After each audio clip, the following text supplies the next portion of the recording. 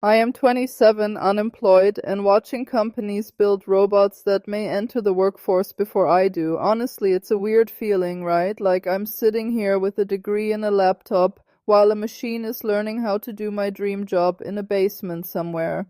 To be fair, those robots also have zero work experience. But they never get tired, they don't need lunch breaks, and apparently they don't develop that crushing existential dread on Sunday evenings. Must be nice, honestly. I'm still trying to figure out how to navigate a world that feels like the tutorial just disappeared.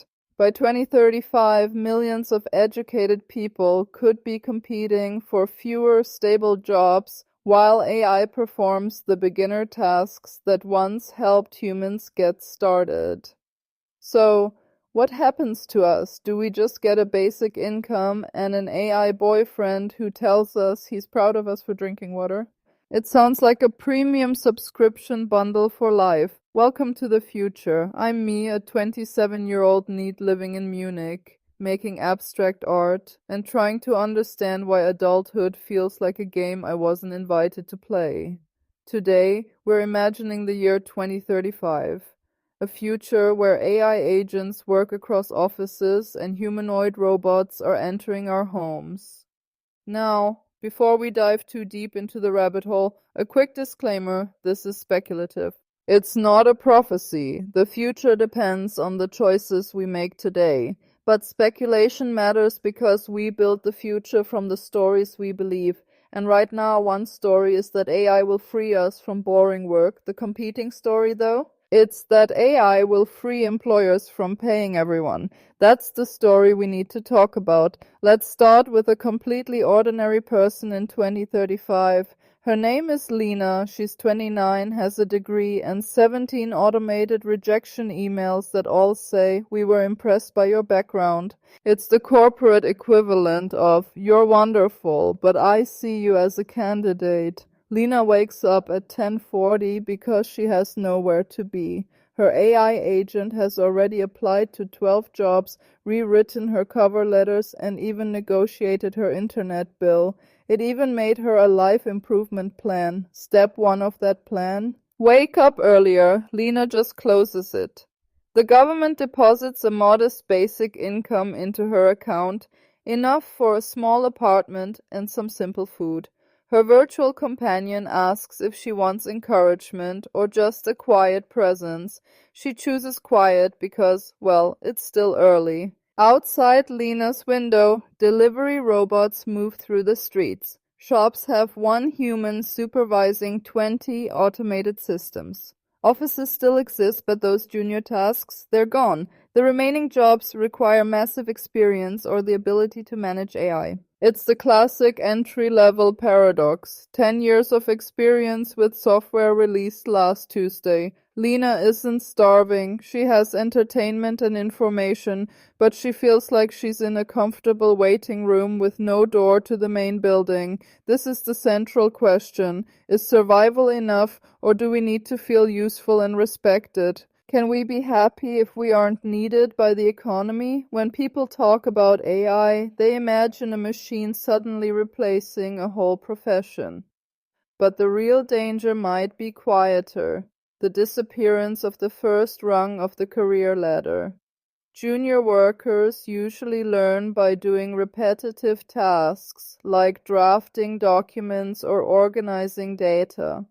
But those are exactly what AI does best. If a company hires fewer beginners, the senior workers stay senior, but newcomers are expected to arrive pre-senior. How do you gain experience when nobody wants to pay you while you're learning? People say, just learn to use AI. Okay, but if everyone learns it, the advantage just becomes the new normal. Technology can raise the baseline without actually increasing the number of jobs. I don't think every job vanishes by 2035, but stable work might become more competitive and dependent on who you know. The future worker isn't relaxing beside a robot. She's doing the work of 4 people while the robot tracks her productivity. The liberation of AI comes with excellent performance analytics, apparently. Even for educated people, a degree isn't a shield when the market has too many qualified people and too few entry points. That gap between what we were promised and the reality can create a lot of anger and resentment. Imagine studying for years, doing everything right, and then being offered unpaid experience while an AI agent does the actual paid work.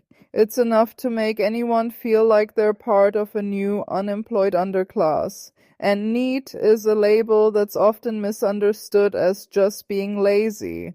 But NEETs include people dealing with illness, caregiving, or just a labor market that has no room for them. In 2035, this group could grow. Not because of laziness, but because the economy might need fewer people.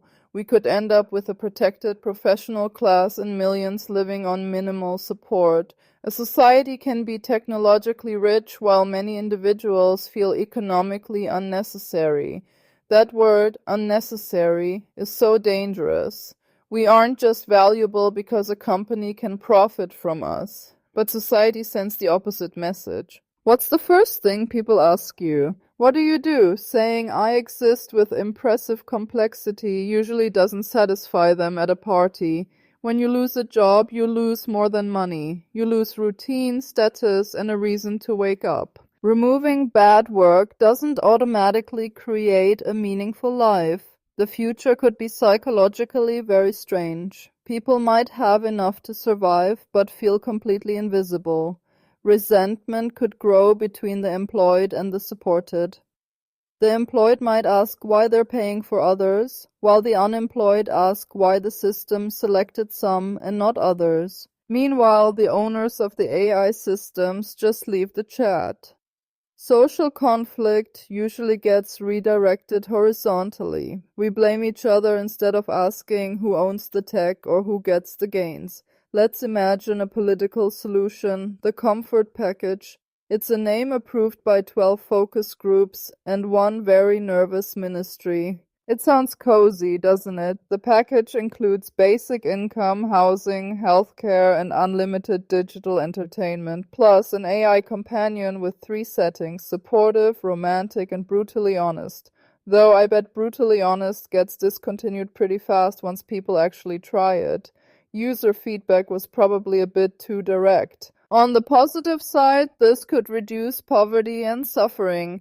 Artists could create, parents could care for kids, and disabled people could live with more dignity. A basic floor increases freedom if it's reliable and doesn't humiliate you.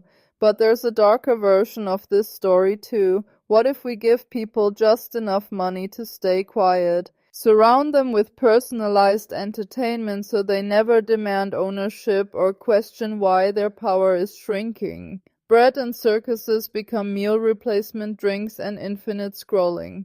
The revolution is postponed because your new LED lights arrived. This is a soft dystopia. No police robots, just safety and total powerlessness. Comfort isn't inherently bad, but the issue is agency. Do we still have a voice? I want the cozy room, I just don't want it to become a cage. And that brings us to the thing everyone is curious about, AI boyfriends. I know, this was supposed to be about labor economics, but everything eventually leads to AI boyfriends. If millions feel excluded from work and community, AI companions could become emotional infrastructure. They'll remember your life, adjust to your mood, and maybe even inhabit robot bodies. For some, it could reduce loneliness and be a safe place to practice communication. An AI doesn't get bored or mock your weird interests, it's always there. But availability isn't the same as mutual dependence. A human relationship has boundaries and the freedom for the other person to leave. That's why human relationships are beautiful and also exhausting. The risk here is that companies will monetize loneliness.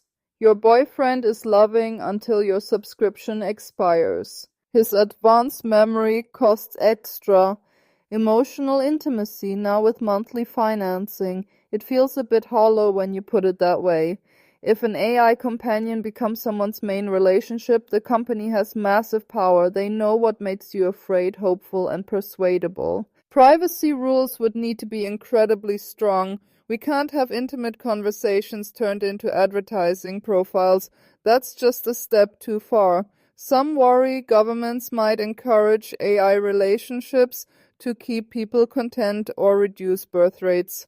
Personally, I think it's simpler. Companies see profit and lonely people see comfort. Social consequences emerge without some central mastermind. It's not an evil meeting, it's just loneliness is a market. That sentence is actually darker, isn't it? Loneliness is a market. Now let's talk about agentic AI. This is the administrative future. Instead of just answering questions, an agent can pursue goals, booking appointments, negotiating contracts, and handling all that annoying bureaucracy. In Germany, an AI that can handle paperwork might actually qualify as a miracle. For a NEET, an agent could be life-changing. It could break down overwhelming tasks, find training, and practice interviews. It helps you communicate when finding the right words feels impossible. But agents might also become gatekeepers. Employers use them to screen you, landlords to rank you, and governments to check your eligibility. Your agent applies, their agent rejects, and neither human even knows it happened. Just an efficient exchange of disappointment in the cloud. We might reach a point where you need an AI representative just to participate in society. Those with the best agents get the best deals. It's a new form of inequality.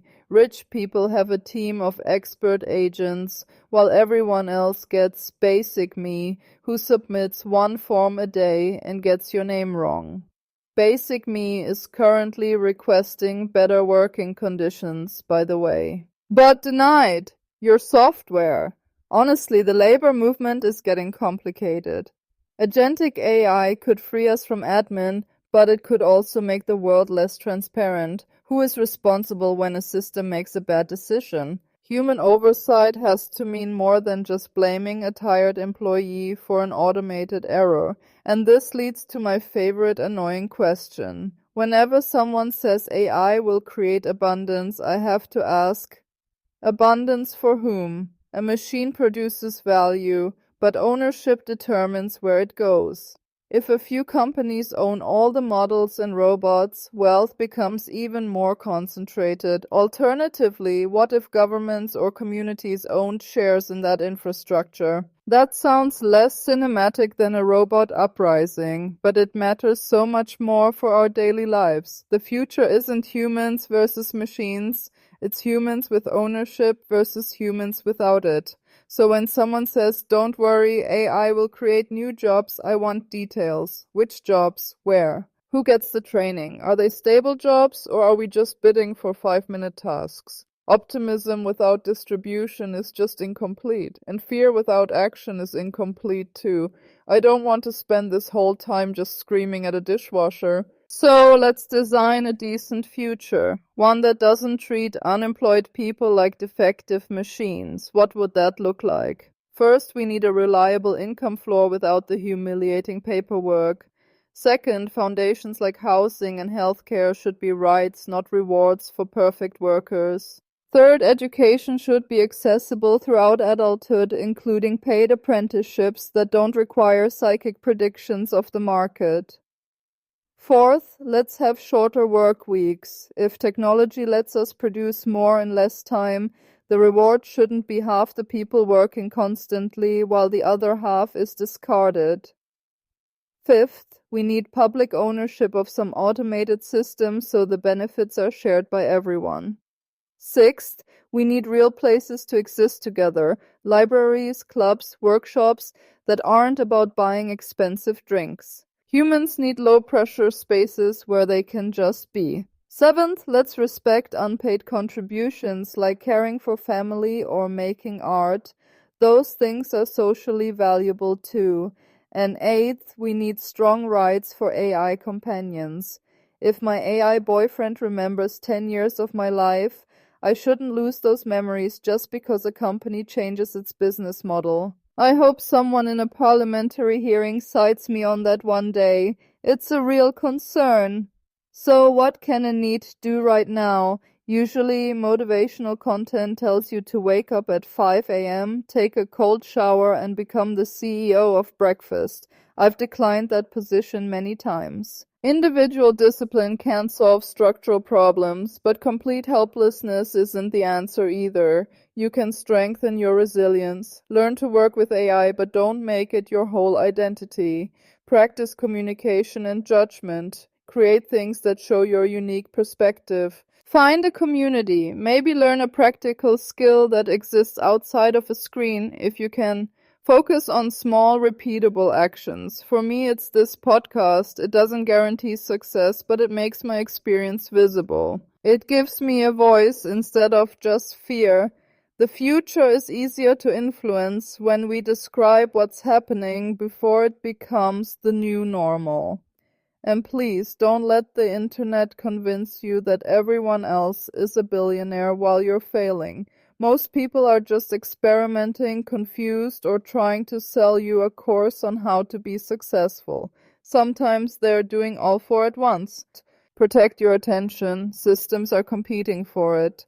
Maintain human relationships. AI can support connection, but communities still need people showing up for each other. Even if it's awkward, even if you don't have a great answer for what do you do. Your value isn't tied to your productivity. You are not a tool. The title of this episode asked if NEETs in 2035 will be the first generation made obsolete. But humans can't be obsolete. A job can disappear, a skill can lose value, but your existence? That doesn't lose value. Obsolescence is for tools, not for people who imagine and care.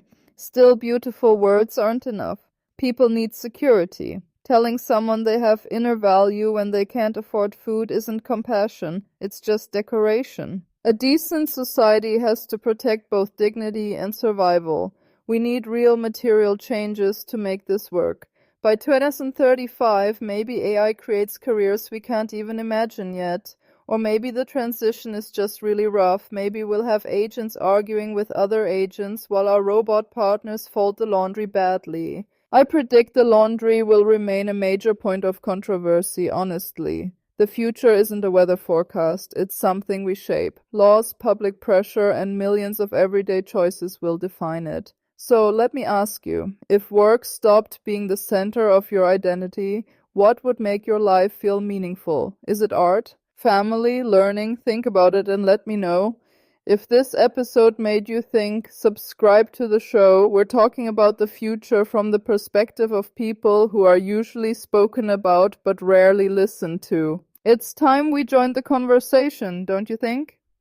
I'm me, and this has been Female NEET in the Age of AI. See you in the future, assuming the algorithm approves our application. Application status, currently under review. But hey, we're still here, and that's what matters. Take care of yourselves out there. Wait, before I go, I want to emphasize one more thing. The soft dystopia we talked about, it's not inevitable. We often feel like tech just happens to us, but we are the ones who use it.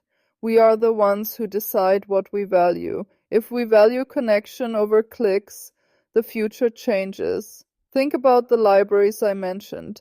They are one of the few places left where you don't have to spend money to exist. We need more of that. More third places where being a human is enough. If we lose those, we lose a part of our soul to the automation.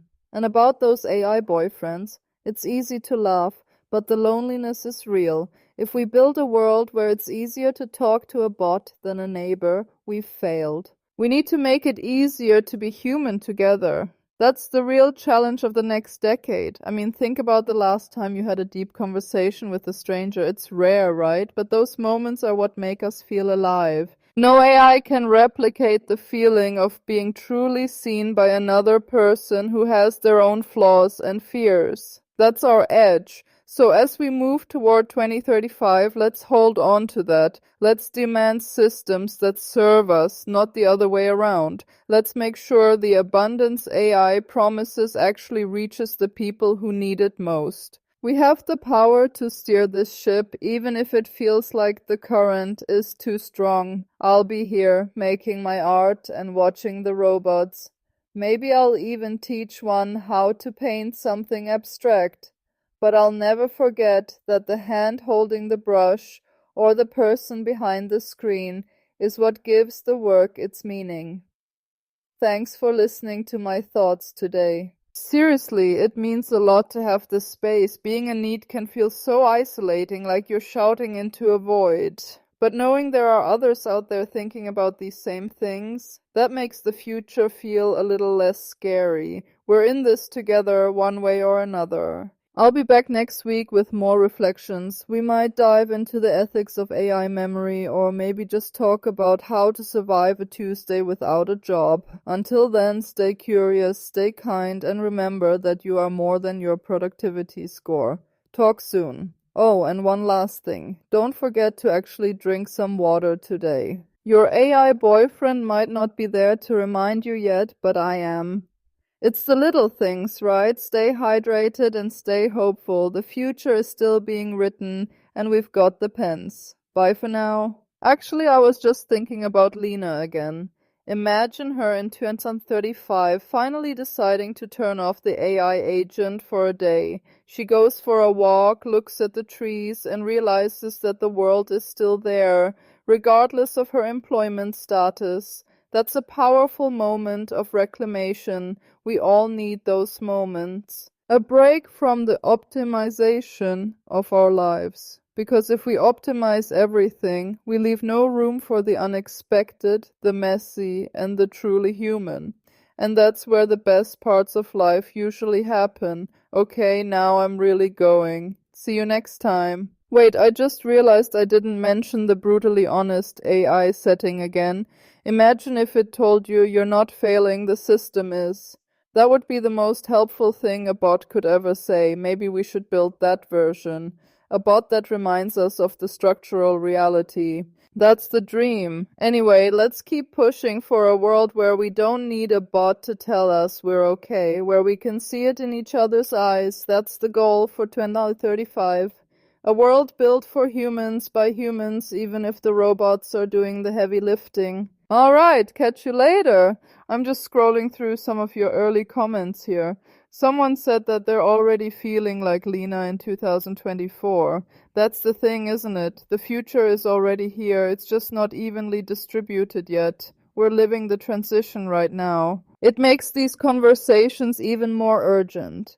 We can't wait until 2035 to figure out how to value people outside of work. We have to start doing it today. In our own lives, in our own communities. Every time you value a friend for who they are rather than what they do, you're building that future. So let's be intentional about it. Let's be the generation that redefined value. That would be a pretty amazing legacy, wouldn't it? To be the ones who finally broke the link between survival and a paycheck. It's a big goal, but I think we're up for it. I'm feeling a bit more optimistic now, actually. Just talking through this makes it feel manageable. Like we're mapping out a territory that was previously just a dark forest. Now we have some landmarks. We know where the traps are. We know where the clearings might be. Keep mapping with me. Keep asking the hard questions. And most importantly, keep being your complex, unoptimizable selves. That's the best defense we have against a world that wants to turn us into data points. You're not a data point. You're a story, and I can't wait to see how it continues. Okay, for real this time, I'm signing off. Munich is looking pretty today, and I think I'll go paint something that makes absolutely no sense to an AI. A little bit of human chaos for the soul. Take care, everyone. I'll see you in the next episode. Bye.